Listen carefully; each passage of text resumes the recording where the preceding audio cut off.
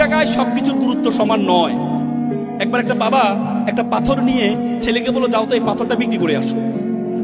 বলে যে কোথাও বিক্রি করবে না, শুধু মূল্যটা শুনবা। সে পাথরটা নিয়ে একটা দোকানে গেল, গিয়ে বললো যে আমি পাথরটা বিক্রি করতে চাই, কত টাকা দিবেন? দোকানদার, মুদি দোকানদার, সে বললো যে আমি তোমাকে 1 টাকা দিব। সে এসে বাবার কাছে বললো, বাবা এখানে তো 1 টাকা বলেছে। বলছে ঠিক আছে, তুমি ওই দোকানে যাও। সে পরবর্তীতে একটা এই দোকানে গিয়েছে, এই যেটা এই পুরাতন জিনিস যেখানে, সেখানে গিয়ে বলছে আমার কাছে একটা পাথর আছে, পুরনো পাথর। বলছে ঠিক আছে, পাথরটা আমি তোমাকে 100 টাকা দিব। পরে বাবার কাছে বাবা এখানে তো 100 টাকা। বলেছে ঠিক আছে, তুমি আবার একটা হীরার দোকানে যাও। গিয়ে বলে যে আমি একটা এ নিয়ে আসছি পাথর। আমি বলে যে হ্যাঁ এটা তো তোমাকে 1 লক্ষ টাকা দিব, তুমি আমাকে দাও। তো সে এসে, বাবা কেউ বললো 1 টাকা, কেউ বললো 100 টাকা, কেউ বললো 1 লক্ষ টাকা, কারণ কি? বাবা বলেছে যেটা যেখানে গুরুত্ব সেটা সেখানে সেল করতে হবে। সবাই তোমার এটা মূল্য বুঝবে না, সবাই তোমার এটা গুরুত্ব বুঝবে না। তুমি যেখানে যেটার মূল্য, তোমাকে সেখানে নিয়ে গেলেই এটার মূল্য কি হবে? বেড়ে যাবে।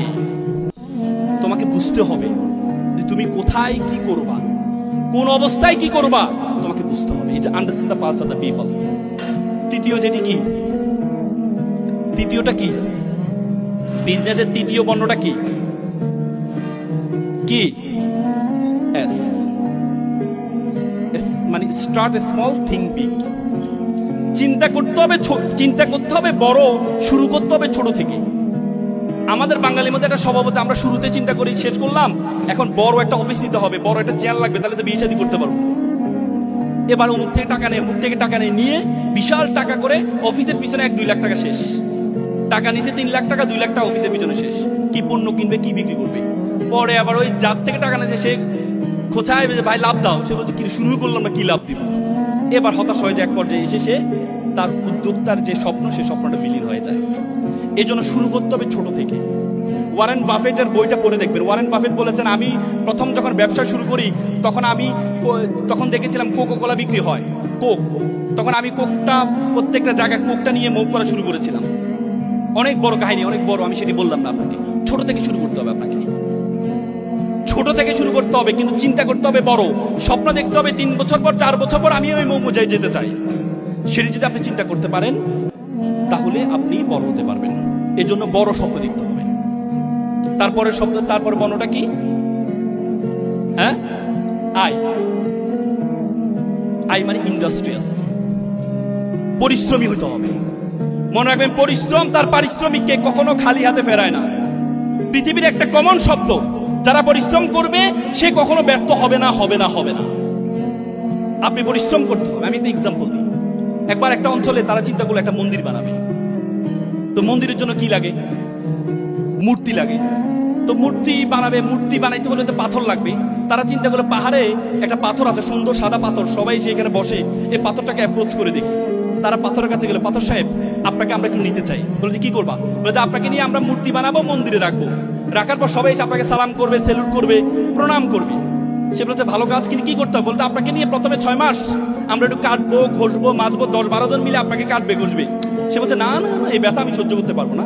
এটা ছাড়া যদি কোনো রেডিমেড বিষয় থাকে, বলছে না আপনাকে এভাবে রাখলে তোকে সম্মান করবে না। বলছে না না, তাহলে এই কঠিন কাজ আমি করতে পারবো, কষ্ট করতে পারবো না। পরবর্তীতে এখানে আরেকটি কালো অবহেলিত পাথর ছিল। পাথর বলে স্যার আমাকে নিয়ে যান। তোমাকে নিব? বলে স্যার আমাকে কাটেন, ঘষেন, মাজেন, কোনো সমস্যা নেই। তাই পরে কালো পাথরটাকে নিয়ে কেটে, ঘষে, মেজে মূর্তি বানিয়ে মন্দিরে রাখলো। সবাই এসে সালাম করে, প্রণাম করে, নারিকেলের পানি ঢালে। তখন মন্দির কর্তৃপক্ষ দেখলো বিশাল একটা লাইন নারিকেল নিয়ে দাঁড়িয়ে আছে, ভাঙ্গায় পানিটা ঢালবে।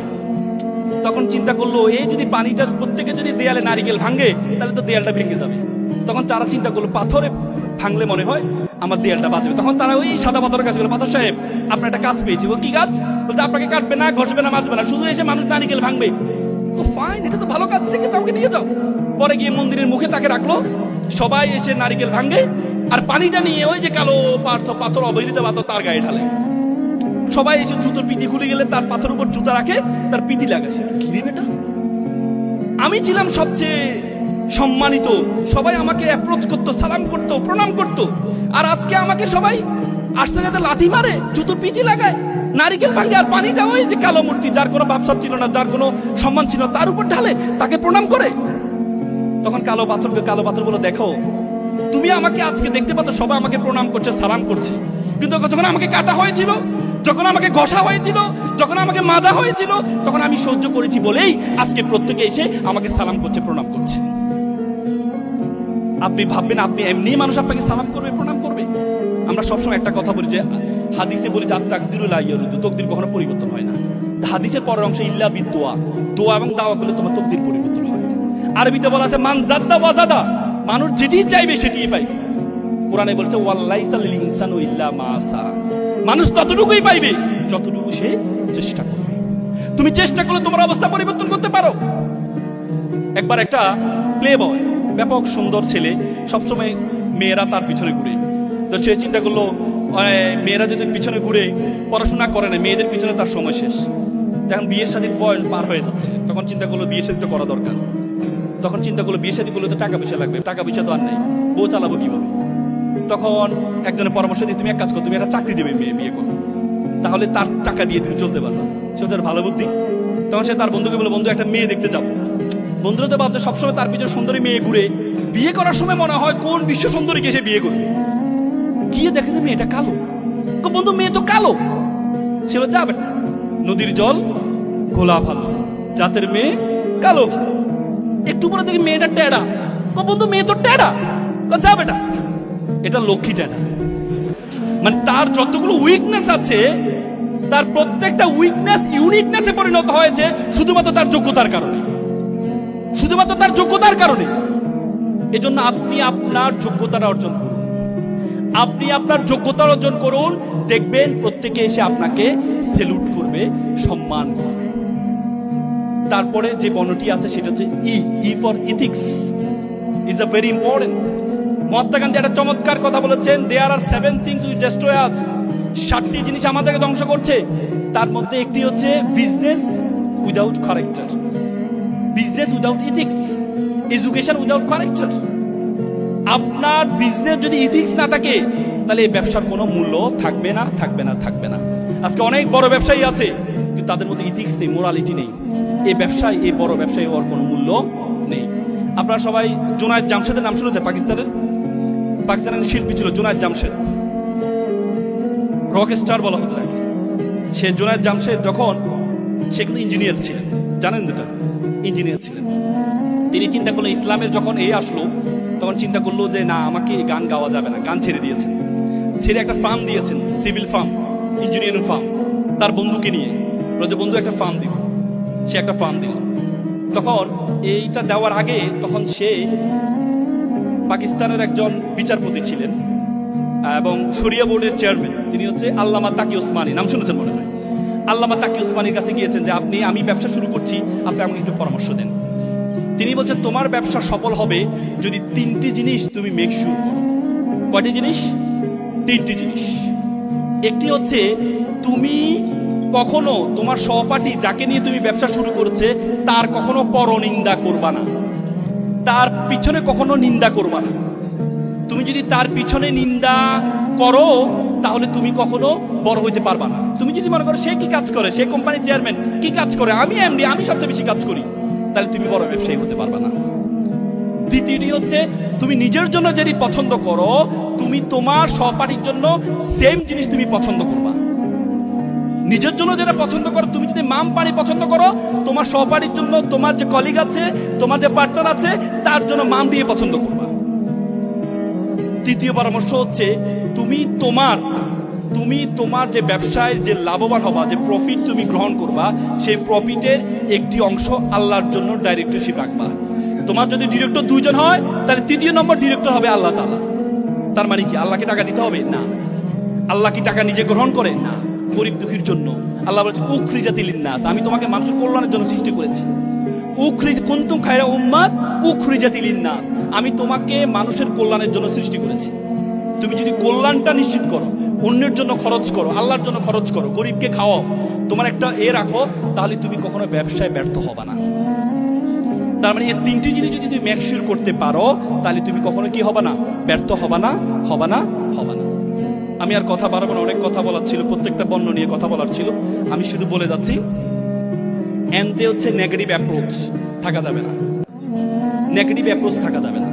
তারপর এস, লাস্টে দুটি এস আছে। একটা এস ফর সফট স্কিল, আপনাকে দক্ষতা অর্জন করতে হবে। আপনাকে এমন একটা দক্ষতা অর্জন করতে হবে যে দক্ষতারা 10 জন থেকে আপনাকে পার্থক্য করে দিবে। এমন একটি দক্ষতা আপনাকে অর্জন করতে হবে। আপনার সবারই 10 জন, আপনি এমন একটা দক্ষতা আপনার আছে যে 10 জনের তো দক্ষতাটা নেই, তারা আপনি বড় হতে পারবেন। Soft skill, communication skill, communication skill, speaking skill. বলতে পৃথিবীতে যত স্কিল আছে, speaking is the most final skill all over the skill. যত স্কিল আছে তার চেয়ে সবচেয়ে বড় স্কিল হচ্ছে কি? Speaking skill. মানুষ, নতুন মানুষের সাথে পরিচয় হওয়া। যত বেশি মানুষের সাথে পরিচিত হতে পারবেন, যত বেশি মানুষের সাথে পরিচয় হবেন, সুন্দর কথা অ্যাপ্রোচ জানবেন, আপনি তত বেশি ভালো করতে পারবেন। কম্পিউটার স্কিল, আমরা ইঞ্জিনিয়ার, এটা তো আপনাদের জানাই আছে। আইটি স্কিল, এআই স্কিল, যতই দক্ষতা আছে সব স্কিলগুলো আপনারা মেকশিওর করবেন। সর্বশেষ যে এসটি আছে সেটা হচ্ছে SWOT analysis. S for strength, W for weakness, O for opportunity, T for threat. এর 4টি অ্যানালাইসিস করবেন যে কোনো কাজ শুরু করার আগে। যে কোনো কাজ শুরু করার আগে। আমি সর্বশেষ হার্ভার্ড ইউনিভার্সিটি একটা গবেষণা হয়েছে, প্রায় 1500 জন নিয়ে তারা একটা গবেষণা করেছে। 1500 জনের মধ্যে 1300 জন তারা জিজ্ঞেস করছে তুমি কি চাকরি করো টাকার জন্য নাকি ভালো লাগে এই জন্য করো। তার মধ্যে 1300 জন বলেছে আমি টাকার জন্য চাকরি করি, আর 200 জন বলেছে আমার ভালো লাগে এই জন্য কাজ করি। পরে দেখা গেছে 20 বছর পর সফলতার হার দেখেছে, তারা দেখেছে সবচেয়ে বেশি সফল হয়েছে যারা বলেছে আমি প্যাশনেট হয়ে কাজ করি, আমার ভালো লাগে এই জন্য কাজ করি, তাদের সফলতা পায় তাদের চেয়ে পায় 20 গুণ বেশি। এই জন্য আপনি যে কাজটা করবেন প্যাশনেট হয়ে করবেন, ভালো লাগে। 3 ক্যাটাগরিজ মানুষ আছে আমাদের পৃথিবীতে, একটা হচ্ছে ট্যুরিস্ট, একটা হচ্ছে প্রিজনাল মেন্টালিটি, একটা হচ্ছে ট্যুরিস্ট মেন্টালিটি, আর একটা হচ্ছে প্যাশনেট মেন্টালিটি। প্রিজনাল মেন্টালিটি মানে যে কারাগারের মতো, মা বাবা বলছে ডিপ্লোমা করো, ডিপ্লোমা করছি, মা বাবা বলেছে বলেই করি। আর আরেকটা হচ্ছে ট্যুরিস্ট মেন্টালিটি, করছি ভালো লাগলে থাকবো, না অন্যদিকে চলে যাবো। এটা ট্যুরিস্ট, ঘুরতে গেলাম ভালো লাগছে আবার ঘুরে ঘুরে চলে আসলাম। আরেকটা হচ্ছে প্যাশনেট মেন্টালিটি, থার্ড মেন্টালিটি। তাদের সফলতা হার সবচেয়ে বেশি যারা যে কাজটি করে তারা ওই কাজটি তার ভালো লাগে। জাপানে একটা বই আছে কাইজান, লারা হার্ভে বইটা লিখেছেন।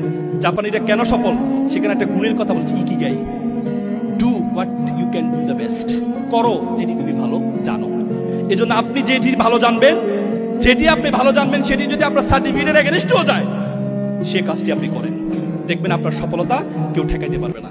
এপিজে আব্দুল কালাম চমৎকার একটা কথা বলেছেন, প্রজাপতির পিছনে ঘুরিও না, ফুলের চাষ করো, প্রজাপতি তোমার পিছনে ঘুরবে।